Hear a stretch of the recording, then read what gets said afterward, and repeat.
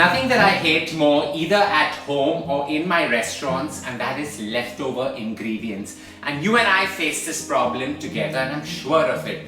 But this week, my entire family, or rather my sweethearts at home, have been so good that they went from one leftover to another, experimenting something new. So as a treat to them, I decided to take them down a flatbread journey, an indulgent treat all by itself, spiced and laced with some vanilla bean extract.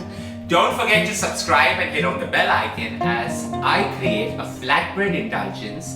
But little do they know that this also has some leftover ingredients as well. I'm creating a veg and a non-veg version of a flatbread with ingredients literally that I had odds and ends lying in my kitchen. So one is going to be a veg one. On that, I'm actually going to take some tomato sauce and drizzle it on top. Just pour the entire thing on top. You don't want it to be too glucky like a pizza. And the base, don't be alarmed, I always create a pizza base and have it lying in the fridge. The recipe of that is in my basics playlist as well. So create that because that lasts in your fridge right up till 8 to 10 days. With the tomato sauce just drizzled around and allowed to mix perfectly well on top. Now I'm going to take some French bean vanilla extract and drizzle it on top, and this is going to elevate the entire thing. And you know the best part about it?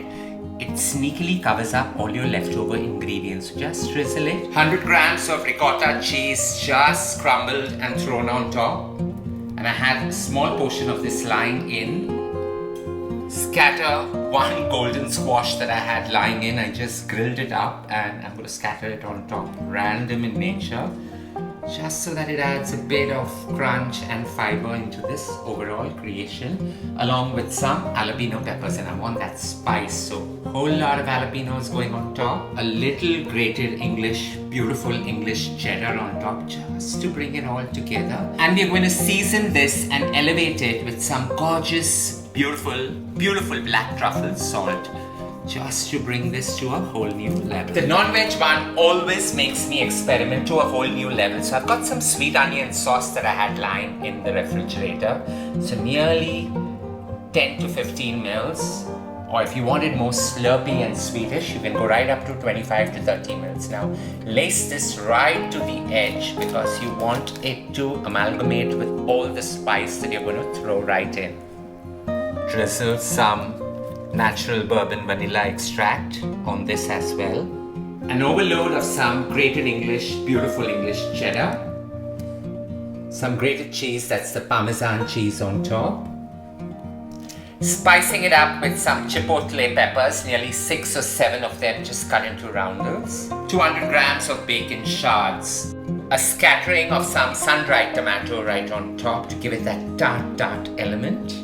And lastly, I'm just going to roughly tear some air-dried basil from my garden. You can go right ahead, skip the basil and use some baby spinach leaves, but the unifying ingredient is this black truffle salt that scatters on top. Scented, and what an easy peasy dinner ready, but yet stylish and elegant. Into a preheated oven this goes at a 275 degrees centigrade for just about 20 minutes. And while these bake, it's the perfect time for me to go and indulge in a much needed glass of some red wine. 20 minutes later, and these glistening to perfection, my lovely flatbread indulgences are ready. These flatbreads are truly an indulgent treat, yet leftover magic done right. I hope you enjoyed creating this one with me. Simple ingredients, leftover ingredients that have come together in a whole new light with the natural bourbon vanilla extract. Don't forget to share loads of love by hitting on the like button. Stay safe, stay blessed, and don't forget to leave a